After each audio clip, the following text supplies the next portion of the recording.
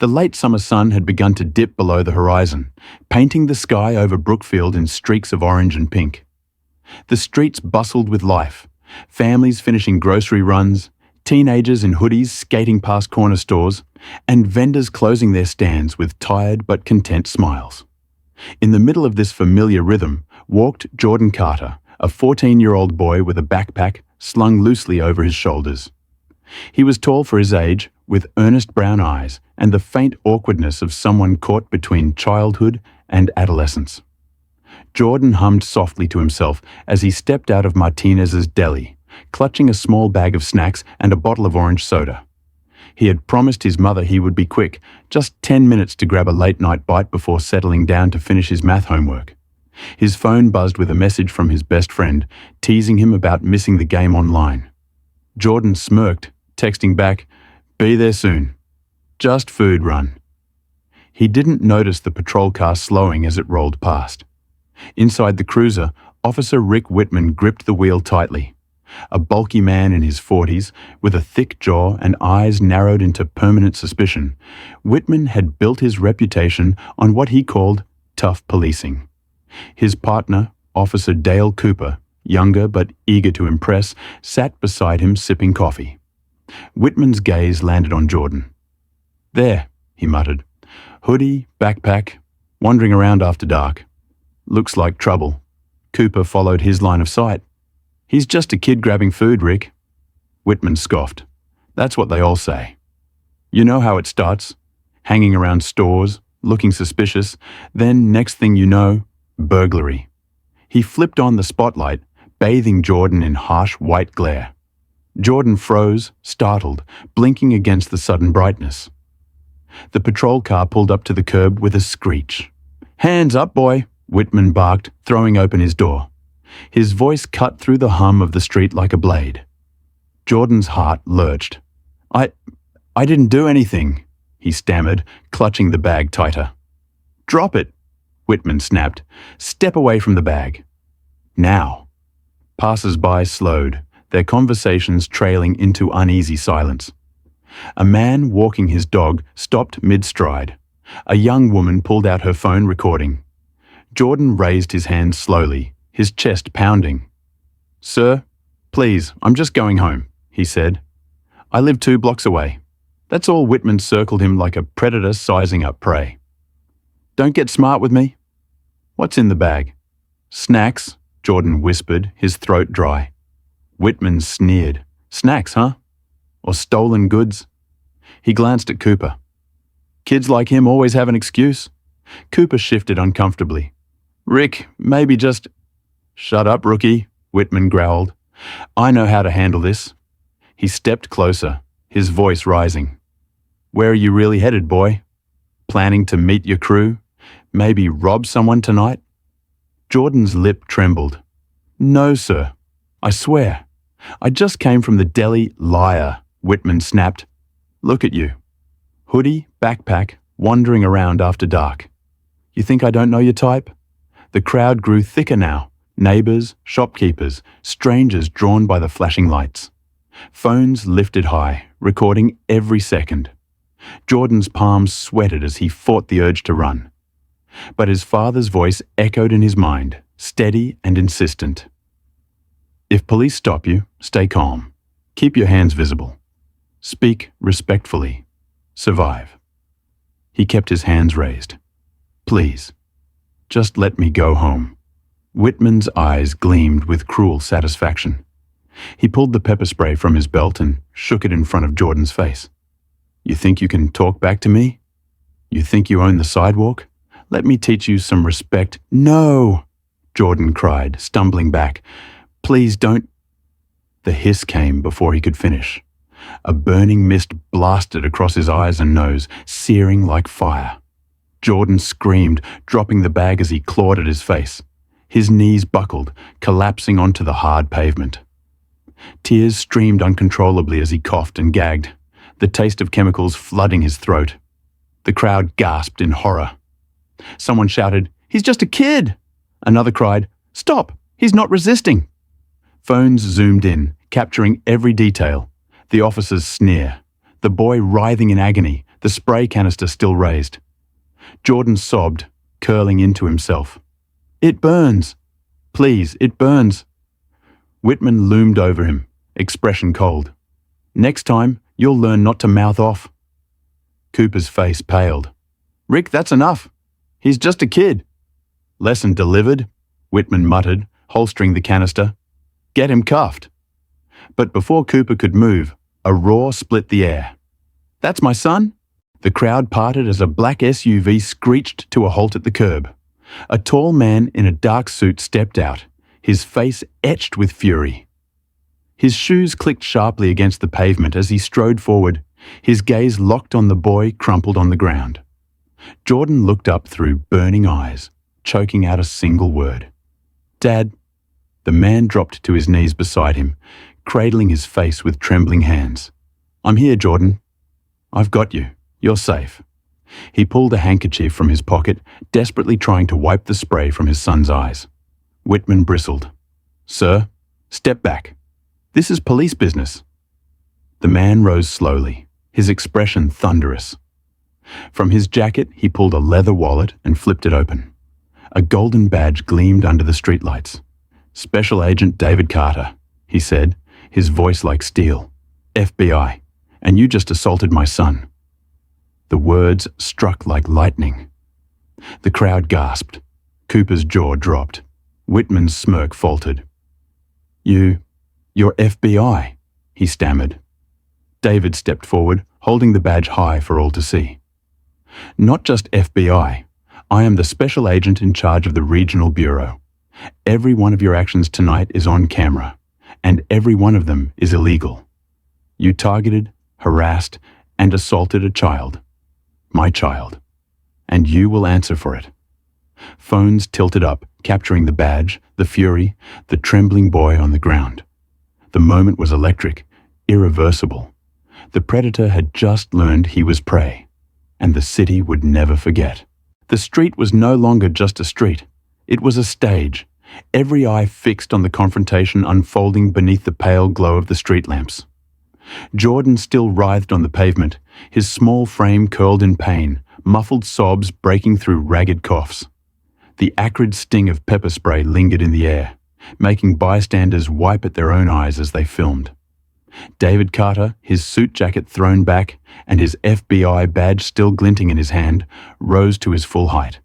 His chest heaved with barely controlled fury. For years, he had instructed trainees at the Bureau to remain calm, to treat every scene with measured authority. But nothing in the academy manuals had prepared him for the sight of his own son choking on pepper spray, his skin flushed raw by cruelty masquerading as law. "Step back, sir," Officer Whitman barked again, but this time his voice lacked the sharp edge of dominance. It was the bark of a dog suddenly aware that the chain on its neck could be yanked. David's reply cut like a razor. "Do you even understand what you've done? You assaulted a minor without cause, without provocation. You didn't ask his name. You didn't ask for ID. You just saw his skin, his hoodie, and you pulled the trigger on your prejudice." The crowd erupted with murmurs of agreement. Phones caught every syllable, the red recording dots glowing like watchful eyes. Whitman's face twitched, his bravado wavering. He was resisting. David stepped forward, eyes blazing. Resisting what? Carrying groceries? Walking home from the store? You call that resisting? No, officer. What you saw wasn't resistance. It was existence. And you decided existence was a crime. Whitman's partner, Officer Cooper, shifted uneasily, his hands fidgeting at his sides. His voice cracked as he muttered, "Rick, maybe we should—" "Quiet!" Whitman snapped, though sweat beaded his forehead. David crouched again beside his son, gently lifting Jordan's chin. The boy's eyes streamed tears, his chest heaving. "Dad," he whimpered, "I didn't do anything." "I know, son," David whispered, stroking his hair. "I know. And the world will know too." He rose again, his voice loud enough to carry across the crowd. "Ambulance! Now!" he shouted. "This boy needs medical attention. Every second you delay, every word you stutter, becomes part of your record. I am invoking federal jurisdiction over this incident. Stand down." For the first time, Whitman faltered. His hand hovered near his belt, then dropped. His eyes darted to the crowd, to the dozens of glowing phones, to the uniformed figure before him, who was no longer just a furious father, but a high-ranking federal official. One bystander called out, "We've got this on video, Agent Carter." The whole thing. Another shouted, "Upload it now. Let the world see." David turned toward them briefly, nodding. "Do it. The truth doesn't need permission." Cooper swallowed hard, finally speaking up. "Sir, maybe we should call this in.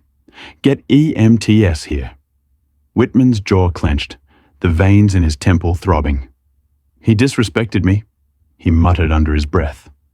David's eyes narrowed. He took one deliberate step closer, his voice dropping into a deadly calm. "No. What he did was survive long enough for me to arrive. And that, officer, will be your undoing." The silence that followed was thick, broken only by Jordan's shallow gasps. The ambulance sirens wailed in the distance now, growing louder, slicing through the night like the approach of judgment itself. David knelt once more, sliding his arm gently under his son's shoulders, cradling him close. "Hold on, Jordan. Help's coming." The crowd pressed closer, their faces lit with outrage and awe. A young man at the front shook his head. "Man, they thought he was just another kid." "But he's your kid." David glanced up, voice carrying like a verdict. "And that makes him every kid. Tonight, you didn't just attack my son. You attacked every black child walking home, every parent praying their child makes it through the door. But you made a mistake. You picked the wrong family to target." The sirens crescendoed as the ambulance pulled to the curb. EMTs rushed out, kneeling beside Jordan, gently lifting him onto a stretcher. David stayed by his side, gripping his son's hand. As the stretcher was lifted into the ambulance, Whitman made one last desperate attempt at authority. "This isn't over." He looked suspicious. "That's probable cause." David turned, his FBI badge gleaming under the flashing red lights. "You want to talk about cause? You just gave the entire country cause to demand justice. And I promise you, justice is coming." The ambulance doors slammed shut, its engine roaring to life. David climbed in beside his son, his gaze never leaving Whitman. Their eyes locked for a final searing moment, the predator realizing the prey had powerful teeth of its own. And then the ambulance pulled away, sirens wailing, leaving Whitman standing in the street, his authority crumbling beneath the weight of cameras, witnesses, and the certainty of a storm about to break. The fluorescent lights of Brookfield General Hospital cast a sterile glow across the emergency ward. The rhythmic beeping of monitors mixed with the hurried shuffle of nurses' shoes on linoleum floors. David Carter sat beside the bed where his son lay, his broad shoulders hunched in a way that made him look smaller than the powerful FBI agent he was. Jordan's face was pale, his eyelids swollen, but the sting of the pepper spray had begun to fade under the care of doctors who flushed his eyes with saline. Jordan winced as a nurse adjusted the IV. "Dad," he whispered, his voice hoarse. "Did I do something wrong?" David swallowed hard. The question tore through him like shrapnel. He squeezed his son's hand gently. "No, son. You did everything right. You kept calm. You survived. What happened to you wasn't your fault. It was his." The boy's lip quivered. "It hurts so much." "I know." David brushed a damp curl from his forehead. "But I promise you, Jordan, no one will ever hurt you like that again without facing consequences." The door creaked open, and two figures entered, Special Agent Maya Delgado and Supervisory Agent Tom Reeves, both part of David's inner circle at the Bureau. Maya's sharp eyes flicked from father to son before narrowing in concern. "Boss, we came as soon as we heard," she said, her voice hushed. "Half the office knows already. The video's everywhere." Tom held up his phone. "It's viral. Over 2 million views in under an hour. Hashtags trending. Hashtag Justice for Jordan. News vans are already outside the hospital. David exhaled slowly. So the city knows? Not just the city, Maya added. The country knows. Every outlet from CNN to local blogs is playing that footage on repeat. The image of Whitman spraying Jordan, it's seared into people's minds. Jordan turned his head weakly toward them. They all saw? David's jaw tightened. Good. Let them see. Let them see what justice looks like when it's poisoned. Maya glanced at Tom, then back at David. We need to talk about next steps. The precinct's already scrambling. The police chief is preparing a statement, trying to downplay it as an unfortunate misunderstanding. David's eyes blazed. A misunderstanding? He assaulted a child in broad daylight, on camera, for nothing more than walking while black. That's not misunderstanding. That's misconduct. Tom nodded. I agree. But you know how these things go. They'll circle the wagons, protect their own, twist the narrative. Unless we seize control now. David stood slowly, his frame towering, radiating fury barely contained. Then we will. This doesn't stay local. This becomes federal. By midnight, a conference room on the 8th floor of the FBI field office buzzed with controlled chaos. Screens glowed with paused frames of the viral video. One showed Jordan clutching his face in agony. Another froze on David brandishing his badge, his fury immortalized in pixels. Agents filled the room, some grim-faced, others outraged. Naomi Park, the Bureau's lead data analyst, stood before a projection of charts. Preliminary review of Brookfield Police Department's records, she explained, clicking through slides, shows a disturbing pattern. Black juveniles are 5 times more likely to be stopped by patrol officers than white juveniles, despite similar population ratios. Use of force incidents? 70% involve minority suspects. Gasps rippled through the room. David paced at the head of the table, his presence dominating. This isn't about one cop with a canister. This is about a culture that treats my son, and every boy who looks like him, as a suspect first, a human second. Whitman just handed us the proof we need. But we're not stopping at him. We're pulling every file, every incident report, every complaint that's been buried. Maya leaned forward. Are you prepared for the backlash? The unions, the city council, even elements within our own ranks, they won't like this.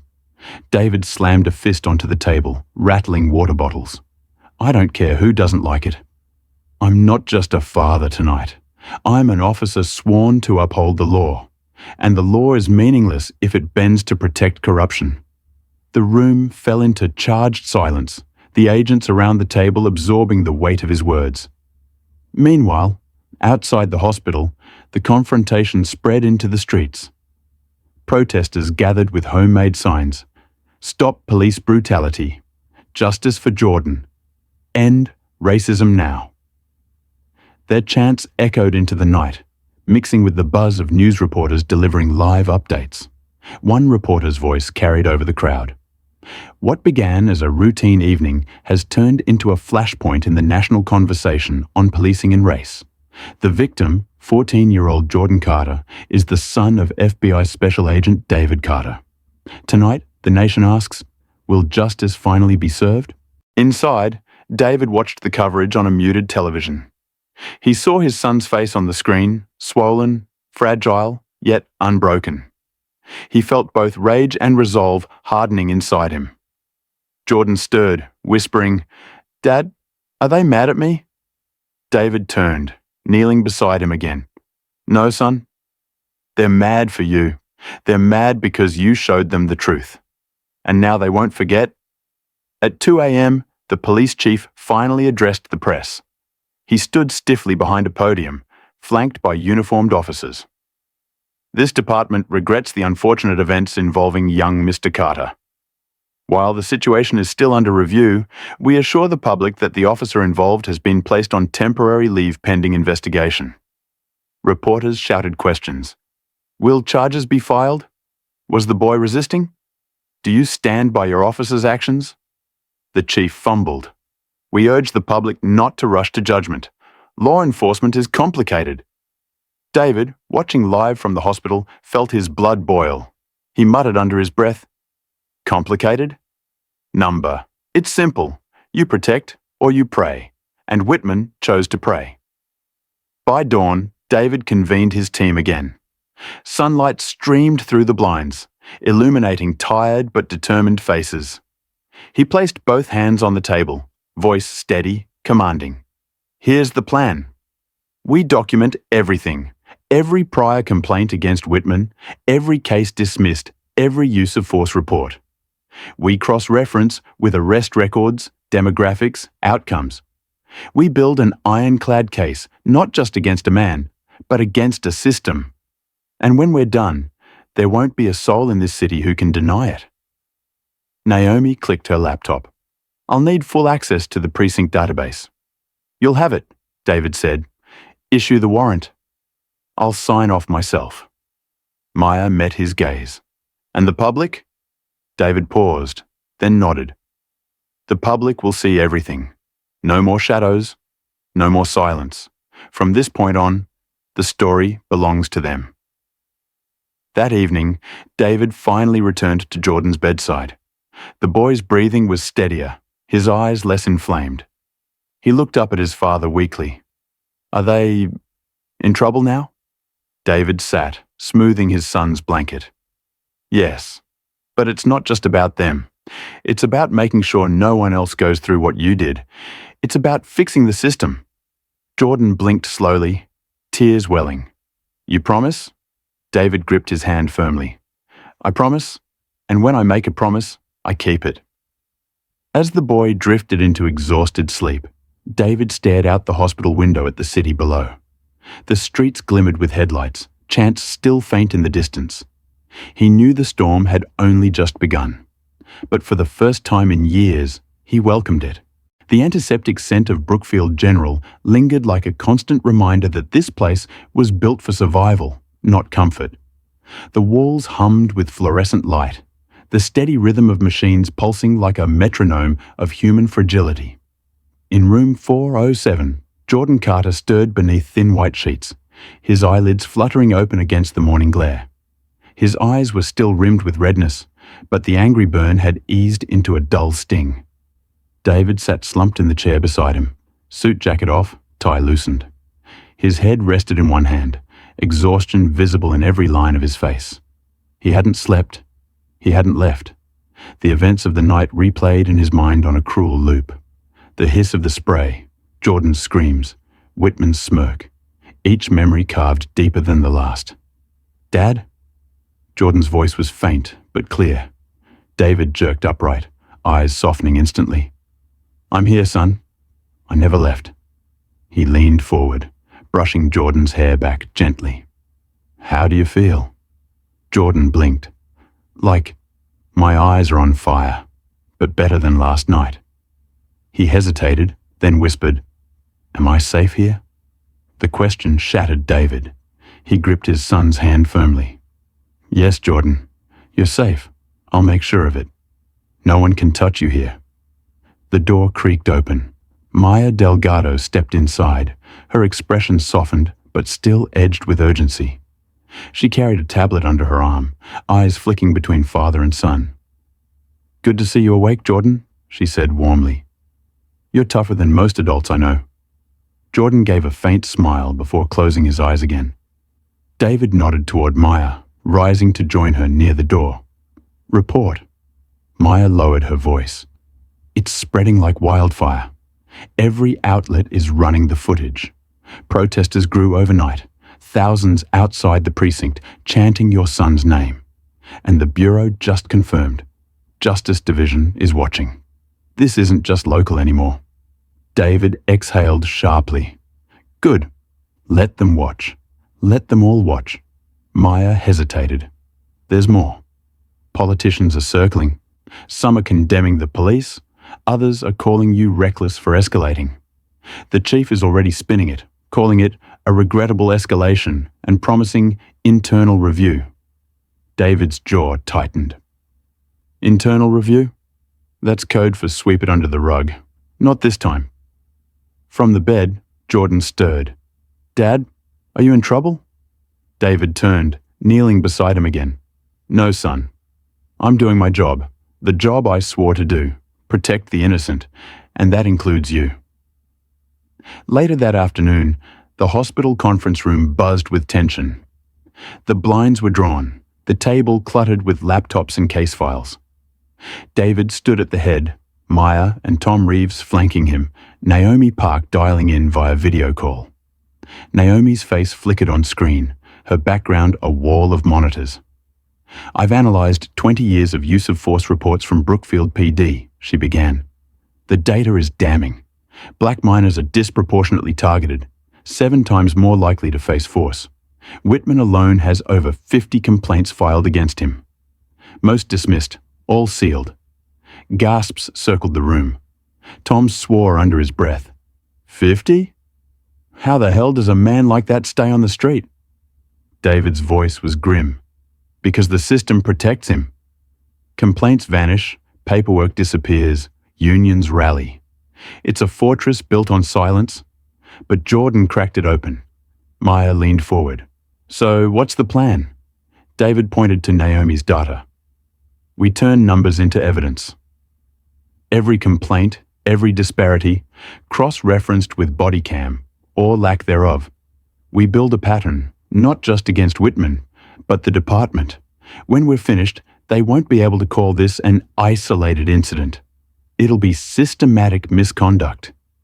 Naomi's tone sharpened. "And you need to move fast. Public anger is fuel, but it burns quickly.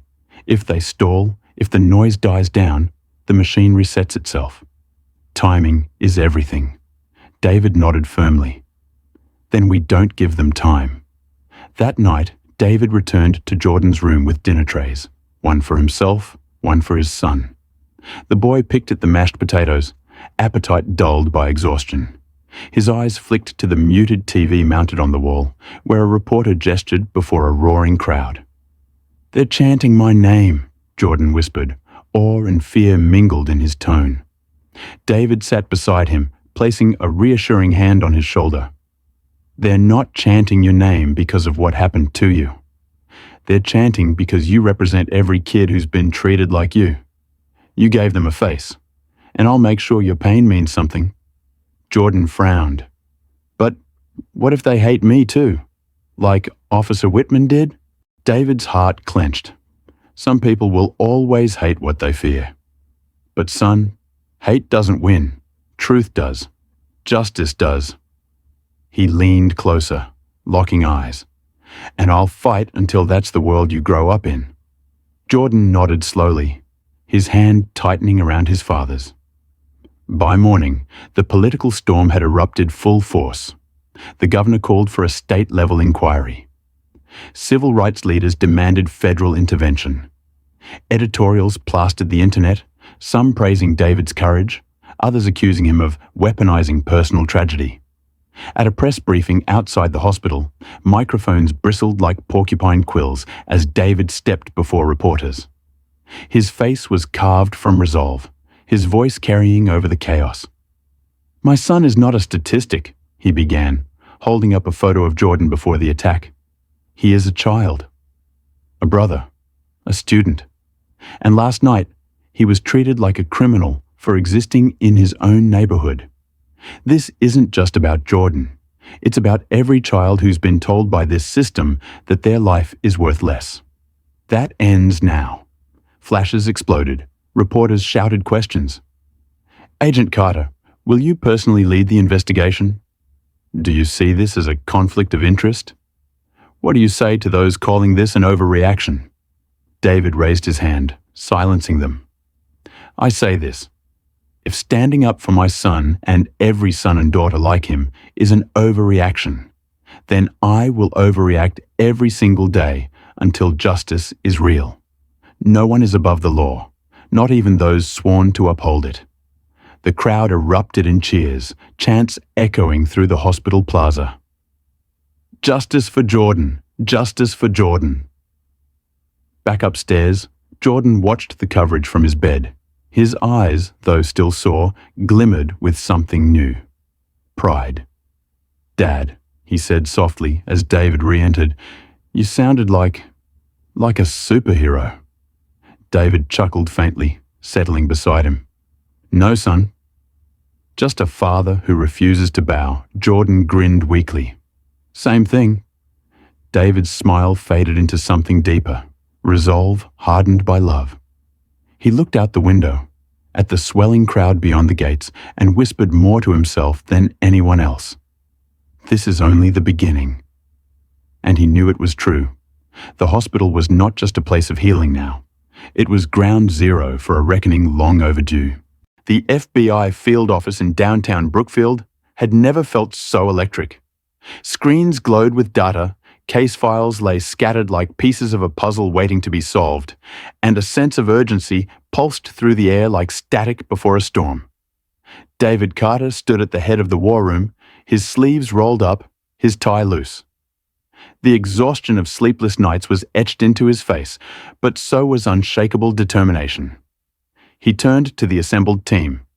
Maya Delgado, Tom Reeves, Naomi Park via video link, and half a dozen younger agents hungry to prove themselves. Behind them, the whiteboard stretched wall to wall, covered in pinned photos, red string, and highlighted case numbers, an ever-expanding web of corruption. David tapped the board with a marker. "Whitman's attack on my son isn't an isolated case. It's a symptom. What we're looking at here is a pattern of systemic misconduct. If we stop at one man, we fail. Our job is to build an unbreakable case, one that dismantles not just Whitman's career, but the shield that's protected him for years." Maya leaned forward, flipping through a thick file. "We've pulled internal affairs reports going back 15 years. Dozens of complaints, most marked unsubstantiated. But the language is telling. Insufficient evidence. Witness credibility issues. Complainant withdrew. It's the same pattern every time." Naomi's voice crackled through the speakers. "I cross-referenced the dates with community reports and local lawsuits. Many of those so-called withdrawn complaints line up with settlements the city quietly paid out. Millions in hush money," Tom cursed under his breath. "So they buried the truth with cash." David's eyes hardened. "Not this time." On one side of the room, a younger agent named Eric Johnson worked furiously at his laptop. "Sir, I've been digging into body cam archives. Whitman's footage is mysteriously missing for 7 separate incidents. Conveniently, all of them involved black teens." Maya scoffed. "Malfunctions, my ass." David nodded slowly. "We'll subpoena the data logs. If those cameras malfunctioned, we'll prove it, and every missing frame becomes another nail in their coffin." Eric looked up, nervous but eager. "Sir, the union will fight hard. They'll claim technical errors, accuse us of bias." David stepped closer, his voice low but firm. "Then we drown them in evidence so overwhelming that excuses turn to ash. This isn't about politics. It's about truth." Hours passed. Coffee cups piled up. The hum of printers filled the silence between bursts of heated discussion. At 2 a.m., Naomi presented her latest findings via screen share. A sprawling graph charting arrest disparities by race, age, and outcome.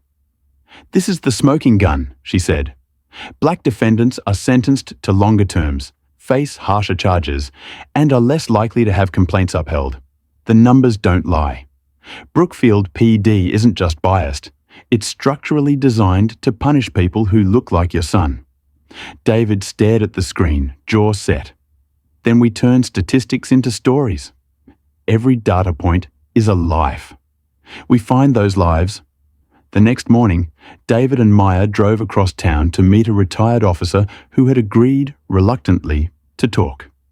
The man's name was Harold Grayson, once a sergeant, now living in a modest home with peeling paint and a neglected garden. He opened the door warily, eyeing their badges. "I told you, I don't want trouble," Grayson muttered. "You won't get trouble," David assured, stepping inside. "You'll get a chance to finally tell the truth." They sat at a worn kitchen table. Grayson's hands trembled as he poured coffee. "I saw things," he admitted, voice low. Look, Whitman wasn't the only one. Plenty of guys. They knew which neighborhoods to target, which kids to push. And if you spoke up, he shook his head. You'd find your career dead before you knew it. Maya leaned forward. Why now? Why talk?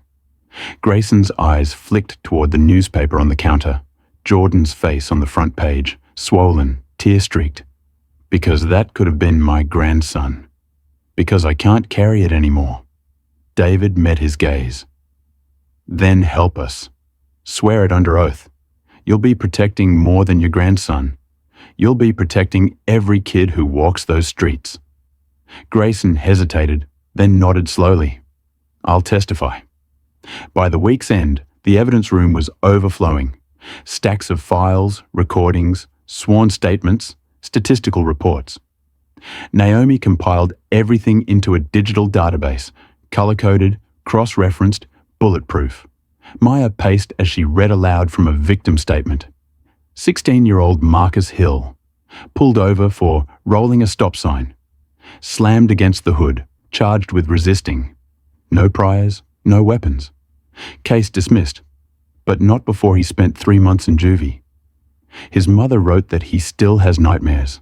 David's throat tightened. He glanced at Jordan's photo taped to the board, then back at Maya. Every one of these kids is Jordan. Every one of them deserves justice. Tom entered, dropping fresh documents on the table. Judge signed the warrants. We've got access to sealed records. David flipped through them, his eyes narrowing at the revelations.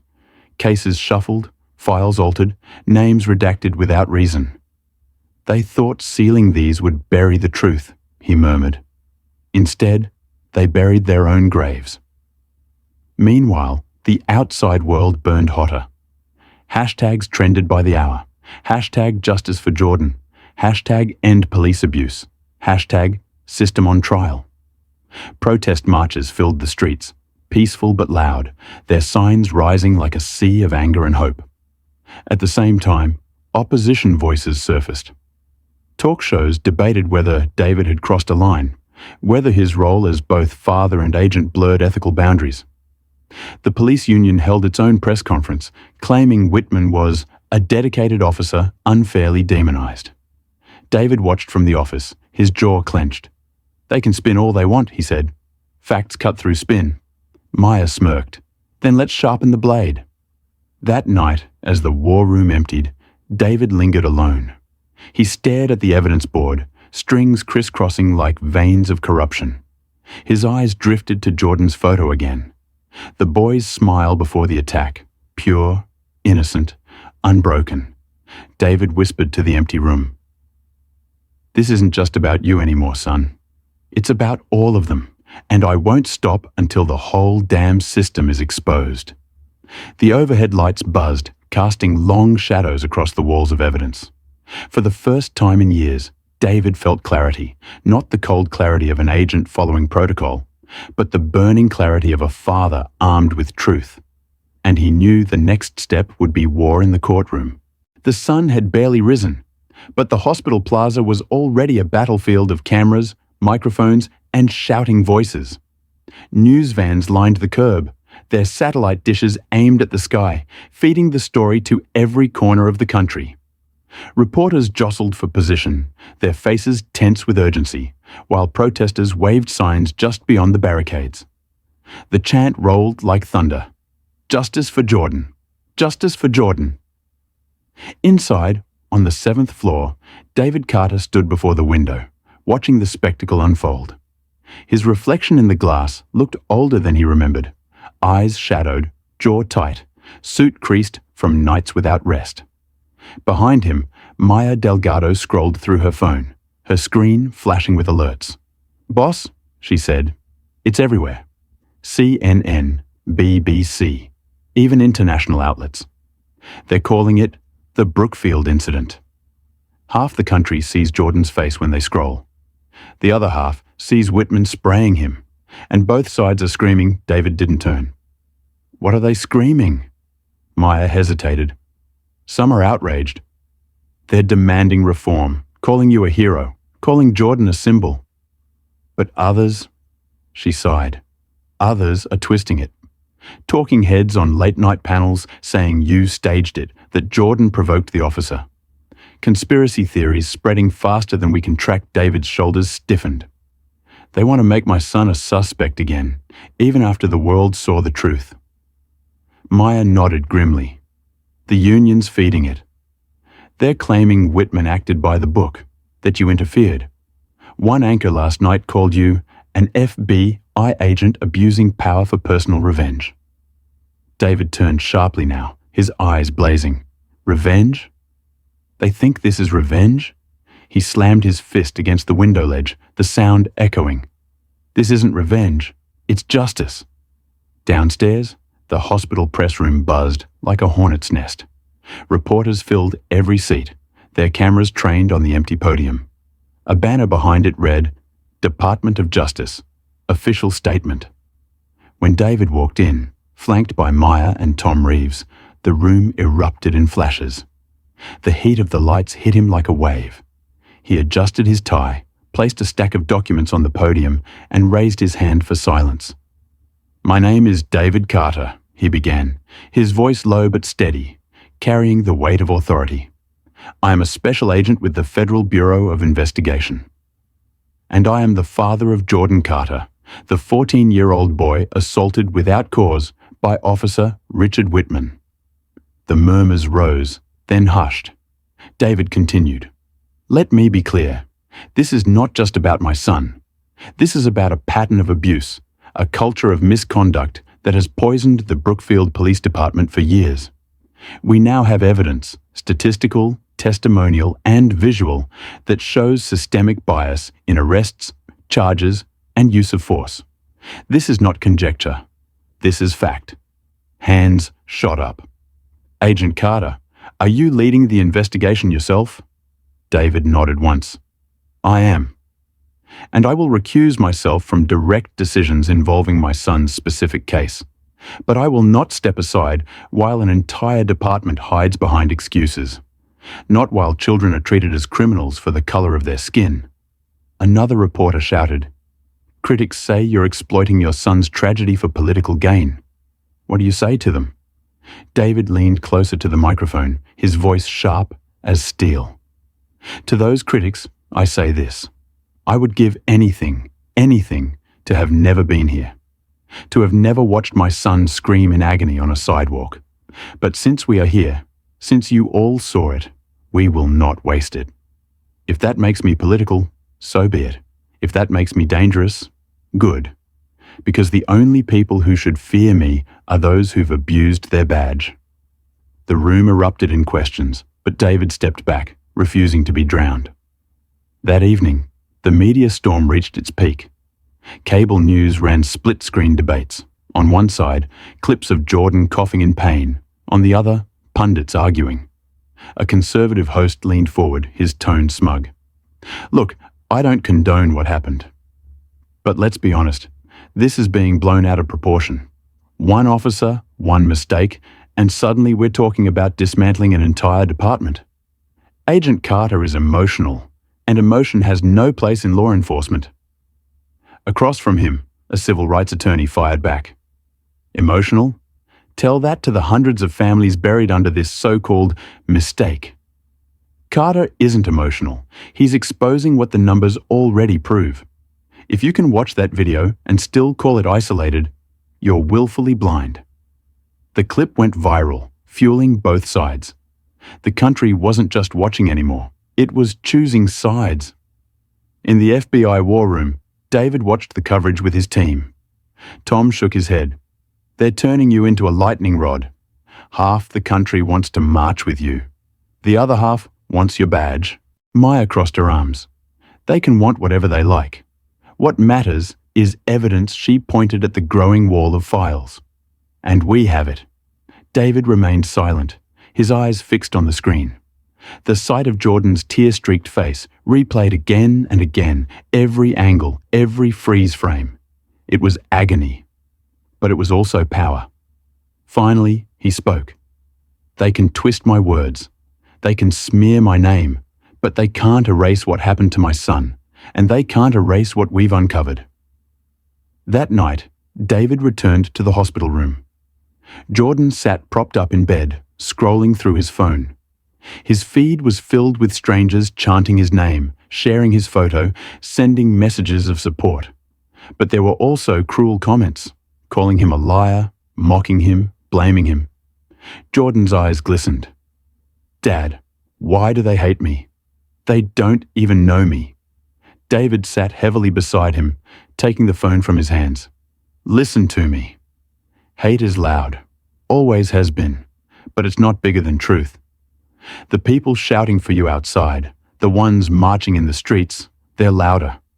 Don't let the hate convince you otherwise." Jordan sniffed, whispering, "But what if the hate wins?" David pulled him into a gentle embrace. "Then we fight harder. And we never stop." The next morning, David's phone buzzed with a call from Washington. It was the Attorney General herself. "Agent Carter." Her voice was crisp, controlled. "You've stirred a hornet's nest. The President is watching this case closely. You're either about to become the man who brings reform, or the man who tears this bureau apart." David closed his eyes briefly. "With respect, ma'am, the bureau is already torn apart if we protect corruption. I'm just the one pointing at the cracks." There was silence on the line, then a sigh. "Proceed. But know this, every move you make now is national." David hung up, his jaw tightening. The storm was no longer local, no longer statewide. It was national, and it was only growing. That night, as chants echoed through the city streets, David stood once more in the war room. His team surrounded him, the wall of evidence glowing under harsh lights. He pointed to the center photo, Whitman's smirking face. "Tomorrow, we move to Phase 2. Court orders, public hearings, and when we're finished, this storm won't just wash Whitman away, it'll wash the rot out of the system itself." The room hummed with resolve. Outside, thunder rolled across the horizon, as if the sky itself was preparing for judgment. The FBI field office had transformed from a workplace into a war bunker. Rows of desks were buried under stacks of files, glowing monitors mapped timelines of arrests, and every wall seemed plastered with photographs of officers, victims, and case numbers linked together with red string. What began as a fight against one officer's misconduct had now grown into something far larger. David Carter stood in the center of it all, hands on his hips, eyes scanning the sprawling evidence board. He looked less like an agent now, and more like a general preparing for battle. His voice broke the silence. "We've got them. Not just Whitman. Half his precinct is compromised. This isn't about one rotten apple. It's an orchard poisoning the whole harvest." Maya Delgado clicked her remote, advancing the projector slides. "We've identified 12 other officers with suspicious patterns. Use of force complaints mysteriously dismissed. Body cam footage missing or corrupted. In some cases, the same exact language appears across different reports. Copy-paste excuses." Naomi Park's voice came from the video screen, her face lit by the blue glow of multiple monitors. "It's worse than I thought. The data suggests a deliberate system. They're targeting young black males disproportionately, charging them higher, recommending harsher sentences, even pushing plea deals designed to trap them. Statistically, it's impossible to call it coincidence." Tom Reeves leaned forward, tapping a file on the table. "And the money trail." Civil suits quietly settled with city funds. Millions in taxpayer dollars spent keeping these cases out of court. It's a machine designed to protect itself. David nodded grimly. "Then our job is to break the machine." Later that day, David and Maya sat across from Assistant District Attorney Carla Jennings in her downtown office. The woman's desk was cluttered with half-drunk coffee cups and piles of case folders. Her eyes darted between the thick evidence file David had dropped on her desk and his intense gaze. "This is explosive," Jennings murmured, flipping through the documents. "But you understand what you're asking. If I take this to a grand jury, I'm declaring war on the entire Brookfield PD. The union will come for my career. The mayor will cave to pressure. David's tone was steady, but his eyes burned. What's the alternative? Letting them keep destroying lives? My son was 14, Carla. 14. And they treated him like prey. How many more before someone says enough?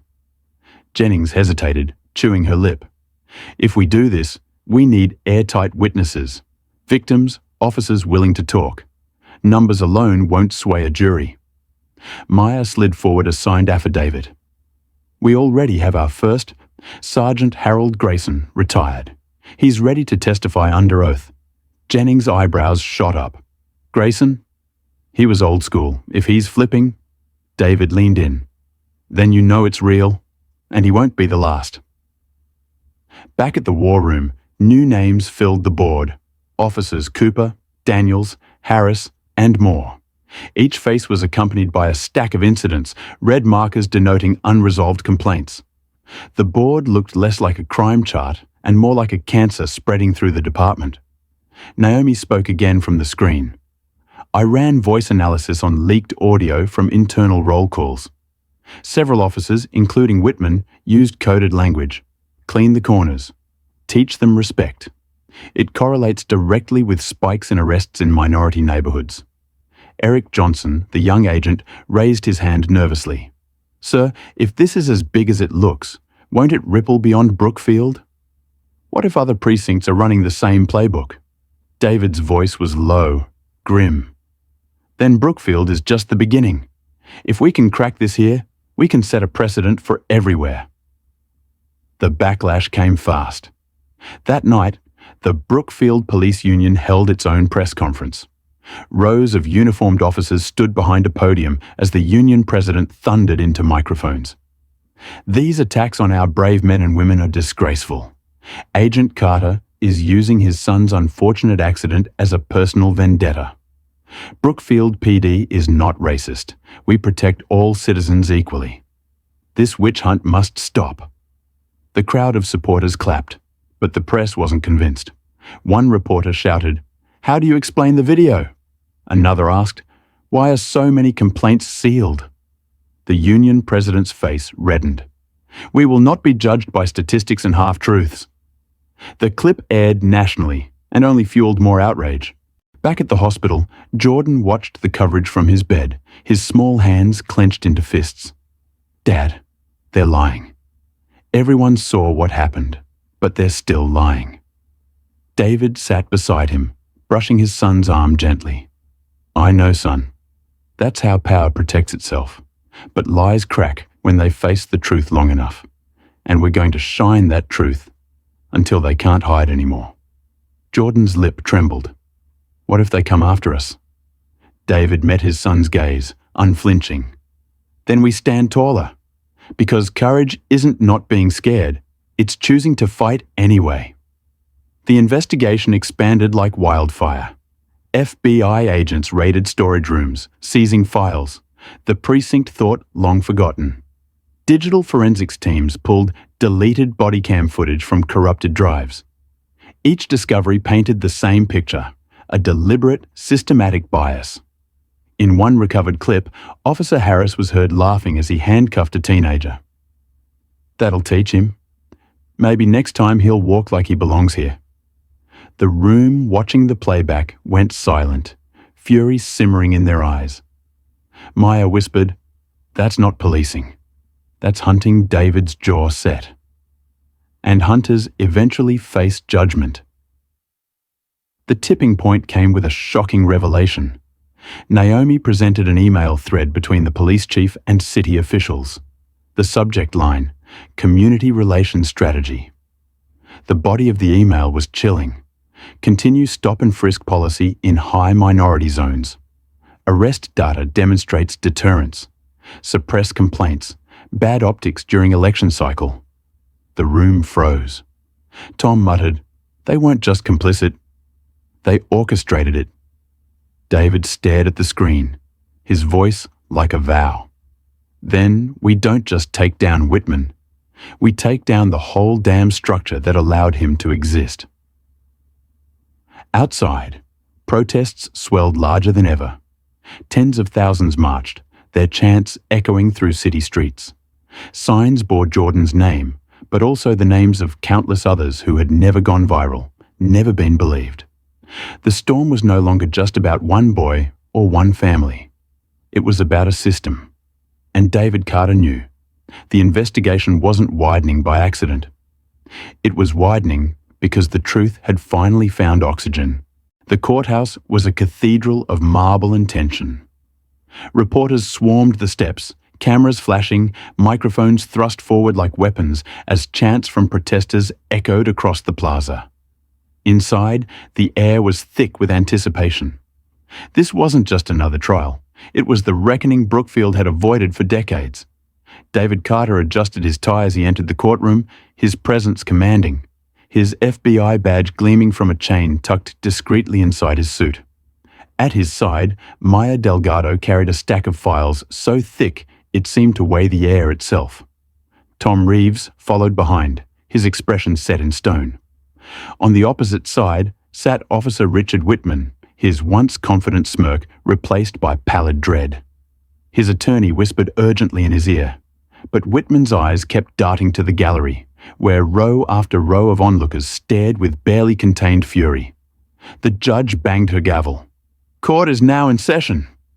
David rose, striding toward the jury box. His voice carried not just authority, but fire.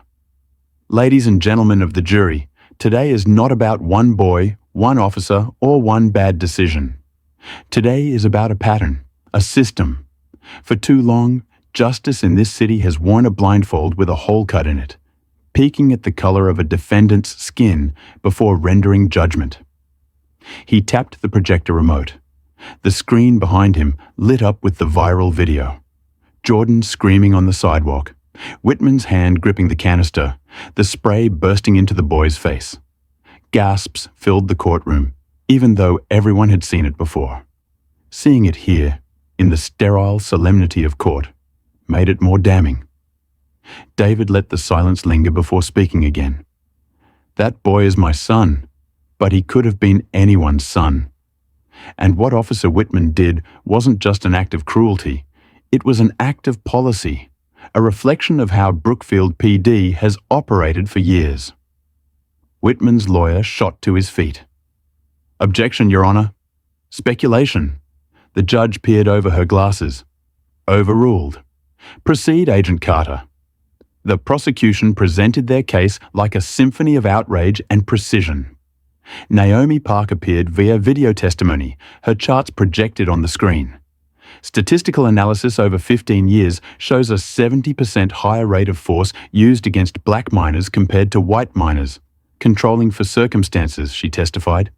These disparities are not random. They are systemic. David walked the jury through body cam footage, complaints, sealed records. He replayed the damning audio of Officer Harris laughing about teaching kids to walk like they belong. The jurors shifted uncomfortably, some shaking their heads in disgust. But the climax came when Sergeant Harold Grayson took the stand. The retired officer's hands trembled as he spoke, but his voice carried a raw honesty. "I kept my mouth shut for too long," Grayson admitted. "But I saw it. Orders from the top. We were told to clean the corners, to show them discipline." We all knew what that meant. Young black kids, poor neighborhoods, easy targets. David stepped closer. "And when you complained?" Grayson's eyes dropped. "I was told if I valued my pension, I'd learn to see nothing." The jury hung on every word. The defense scrambled desperately. Whitman's lawyer painted him as a dedicated officer caught in a stressful situation. "He feared for his safety," the attorney argued. "The boy was reaching into his pocket. Any reasonable officer might have believed he was reaching for a weapon." David shot to his feet. "Permission to cross-examine?" The judge nodded. David approached Whitman directly, his voice low but piercing. "Officer Whitman, did you recover a weapon from Jordan Carter?" Whitman's jaw clenched. "No." "Did you recover drugs? Stolen property? Any evidence of a crime?" "No." David's eyes locked on his.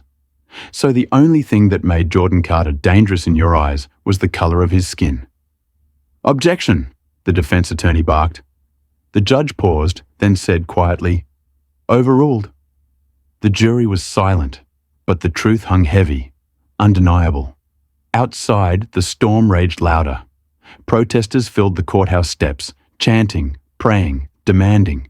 News anchors whispered of a trial that could reshape American policing.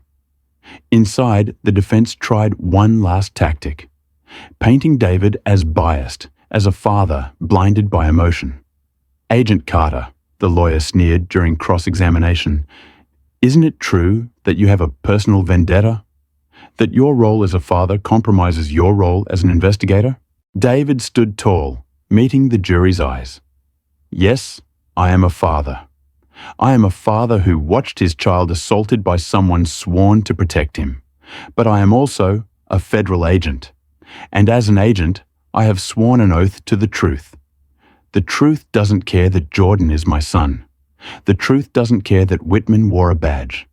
The truth only cares about facts. And the facts condemn him." The courtroom buzzed, reporters scribbling furiously. The trial built to its crescendo. David presented the final piece of evidence, the leaked email from the police chief, instructing officers to continue targeting minority neighborhoods for arrests. The jury gasped audibly. "Ladies and gentlemen," David concluded, "this is not one bad apple. This is a system. And if you let Whitman walk free, you are telling every officer that it is acceptable to treat children like criminals for the color of their skin. But if you hold him accountable, you send a message that justice is not blindfolded with prejudice. It is blindfolded with fairness." When the judge called recess, the gallery erupted. Some wept, some shouted, some embraced. Outside, the chants grew deafening. Jordan, watching the live feed from his hospital bed, turned to his nurse with tears in his eyes. "That's my dad," he whispered proudly. "That's my dad." As David walked out of the courtroom that night, reporters swarmed him. Microphones clustered. Questions flew. "Agent Carter, do you think you'll win?" David paused, his face grim but resolute. "This isn't about winning. It's about truth. And truth, sooner or later, always wins." The courthouse was silent, the kind of silence that vibrates in the chest, heavy and electric. Every seat in the gallery was filled. Reporters balanced notebooks on their laps, cameras hovered in the aisles, protesters gathered outside with signs pressed against the glass windows. At the front, Judge Eleanor Whitaker adjusted her glasses and shuffled papers. The jury had deliberated for 2 days, and now 12 men and women filed back into the box, their faces unreadable. David Carter sat at the prosecution's table, spine straight, eyes fixed forward. He had faced drug lords, mob bosses, and corrupt politicians, but never had his heart pounded like this. For this was no ordinary case. This was his son's life, his city's conscience, his country's test. Beside him, Maya Delgado whispered, "Whatever happens, you changed everything already." David didn't answer. He couldn't. His entire being was focused on the foreman of the jury, a middle-aged black woman who clutched the verdict slip like it carried the weight of history. The judge cleared her throat. "Madam Foreman, has the jury reached a verdict?" The woman stood, her voice steady but thick with emotion. "We have, Your Honor. On the charge of assault under color of law against Officer Richard Whitman, how do you find?" The pause stretched like eternity. Then, "Guilty." A gasp rippled through the courtroom. Whitman's head dropped, his lawyer gripping his shoulder in vain. "And on the charge of violation of civil rights?" "Guilty." The gallery erupted. Cheers, sobs, shouts of "Justice!" until the judge slammed her gavel. "Order! Order in the court!" David exhaled for the first time in days.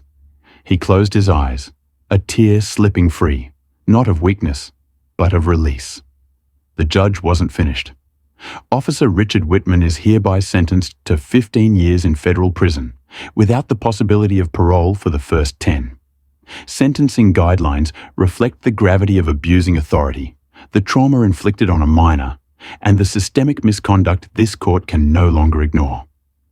The gavel fell. The sound echoed like thunder. Whitman was handcuffed immediately. He turned, eyes wild, searching for support. But the gallery gave him none. Instead, they rose to their feet. Not for him, but for the moment. Applause, tears, chants of "Justice for Jordan" filled the chamber. Outside, the courthouse plaza was a sea of humanity. Protesters who had waited for days now erupted into celebration. Signs waved high, chants roared, drums pounded. Reporters rushed to capture it, their broadcasts beaming images of triumph across the nation. David stepped out of the courthouse flanked by Maya and Tom. Microphones flew at him, voices clamoring. "Agent Carter, do you see this as a victory? What does this mean for police nationwide?" David raised his hand. The crowd hushed, thousands leaning in to hear. "This verdict is not mine," he said, voice strong but thick with emotion. "It belongs to my son, Jordan. It belongs to every boy who's ever walked home afraid. It belongs to every family who's ever prayed their child wouldn't be next. Today, we sent a message. No badge is above the law." The cheers erupted again, rolling like waves down the courthouse steps. Meanwhile, in room 407 of Brookfield General, Jordan watched the broadcast live. His eyes were wide, lips parted, as he saw the crowd chanting his name, saw his father speaking with fire in his voice. The nurse adjusted the volume. "That's your dad," she said softly. Jordan's eyes welled. "Yeah," he whispered. "That's my dad." He leaned back against the pillow, a small smile breaking through the fatigue. For the first time since the night of the attack, he felt the weight lifting. Back inside the courthouse, the defense tried one last desperate play. Whitman's attorney shouted about appeals, about political witch hunts. But the words fell flat, drowned by the momentum of justice. Judge Whitaker's gavel silenced him. "Your client has been convicted by overwhelming evidence. His conduct shamed the badge he wore. This court stands by the verdict." Whitman was led away, shackled, his face pale. As he passed David, he muttered, "This isn't over."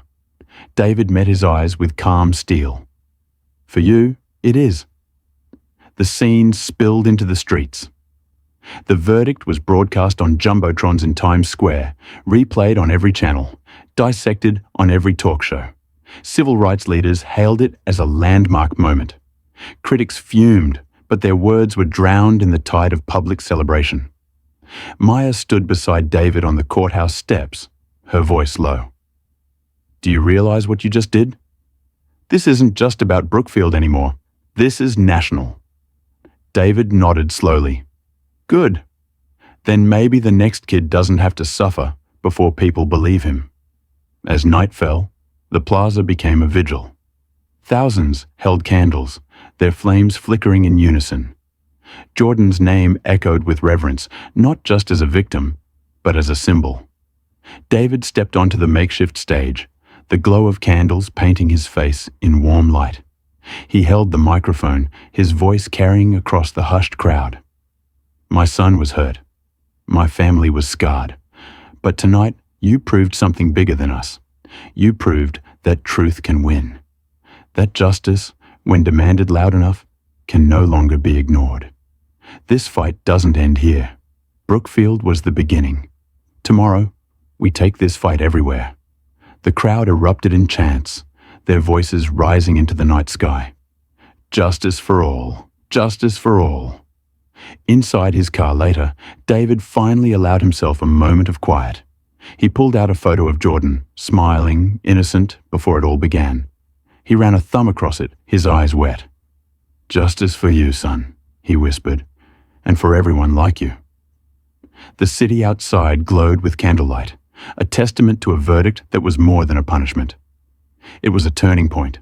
6 months later, Brookfield was a city transformed. The courthouse steps that once echoed with chants now stood calm, the marble washed clean by rain, but still carrying the memory of thousands of feet demanding justice. David Carter sat in his office at the Department of Justice, the nameplate on his desk gleaming under the morning sun. Deputy Director, Civil Rights Division. The promotion had come swiftly, propelled by the momentum of the Whitman trial. Yet titles meant little to him compared to the folder resting in his hands. An updated report on police reform, signed into law just weeks ago. He flipped through the pages, eyes scanning the bold print. Mandatory body cameras, independent review boards, national standards for use of force. It was more than he'd dared hope for half a year ago. And it had all begun with one night, one spray, one boy crying on a sidewalk.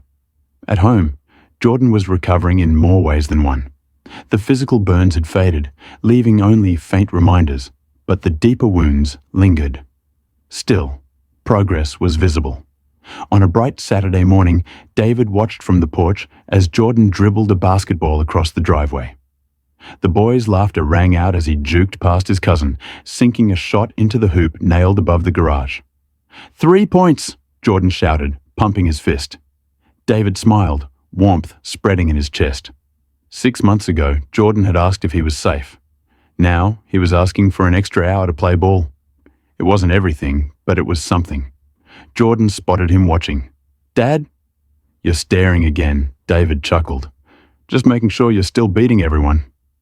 "Always," Jordan grinned. Then, quieter. "Thanks for fighting for me." David walked over, placing a hand on his son's shoulder. "I didn't just fight for you, Jordan. I fought for every kid like you, and I'll keep fighting." The Carter case had become more than a headline. Universities taught it in law classes, calling it the Carter precedent. Activists cited it as proof that grassroots voices could bring change when amplified by truth. Other cities launched investigations into their own departments, uncovering misconduct long hidden. In one particularly moving moment, David received a letter from Malik Jefferson, a young man whose wrongful conviction had been overturned thanks to the reforms. "Agent Carter," the letter read, "your son's pain gave me back my life. I'm enrolling in college this fall. I don't know how to thank you, except to promise that I'll use this second chance to prove you were right to fight." David folded the letter carefully, tucking it into his desk drawer alongside Jordan's photo. But victories came with burdens. Not everyone embraced the reforms. Police unions staged protests, some politicians accused David of weakening law enforcement, and threats arrived in his mailbox weekly. One night, Maya found him alone in the office, staring at the board where old case files still hung. "You should go home," she urged. David shook his head. "Every time I close my eyes, I think about the ones we haven't reached yet." Every sealed file, every name forgotten Maya rested a hand on his arm. "You can't save them all." David met her gaze. "Maybe not, but I'll damn sure try." The media too kept chasing him. Interviews, documentaries, op-eds, everyone wanted his words. But David kept circling back to the same message. "This isn't my story," he told a reporter one evening. "It's my son's. It's every child's. If you only remember my name, you've missed the point. Remember theirs." One warm summer evening, Brookfield's community center hosted a gathering. The gym was filled with families, activists, and local leaders. On the stage, a banner read, "Rebuilding Trust." David stood at the podium, Jordan at his side. The boy's eyes darted nervously across the crowd, but his father's steady hand anchored him. "6 months ago," David began, "this city was broken. Trust was shattered. Families were afraid. But tonight, I don't see fear. I see hope. We took something meant to divide us and turned it into a movement. That's the legacy we're building, not of pain, but of progress." He gestured to Jordan. "My son taught me courage that night. Courage isn't about badges or titles. It's about standing when you're knocked down, speaking when you're told to be silent. Tonight, I ask you all to carry that courage forward. Don't let this end with us. Make it the beginning of something bigger." The crowd rose to their feet, applause thunderous, tears glistening. Jordan's cheeks flushed, but for the first time, He smiled into the spotlight. Later, walking home under a sky streaked with stars, Jordan asked, "Do you think it'll really change, Dad? Or will it just go back to how it was?" David paused, looking up at the night sky. "Change is slow, son. Slower than we want. But every step forward is a step no one can erase. And we've taken more than a step. We've taken a leap." Jordan nodded thoughtfully, then whispered, "Then maybe one day, kids like me won't have to be scared just to walk home." David pulled him close, voice firm. "That's the world I'm fighting for. And with people like you growing up in it, I believe we'll get there." Back in his office weeks later, David received another call from Washington. This time, it wasn't a warning. It was an invitation. "Agent Carter," the Attorney General's voice carried pride now, not caution. "We want you to lead a national task force to replicate Brookfield's reforms across the country. We're calling it the Carter Protocol." David sat back, stunned. He thought of Jordan, of Malik Jefferson, of every nameless child whose file had crossed his desk. Slowly, he smiled. "Then let's get to work." The legacy wasn't in one verdict or one law. It was in the quiet moments. Jordan laughing on the basketball court, families reunited after wrongful convictions overturned, communities daring to trust again. It was in the broken gavel that once silenced voices, now replaced with microphones amplifying them. And it was in David Carter's vow, whispered each night as he tucked Jordan in. "Justice isn't finished. It's just beginning."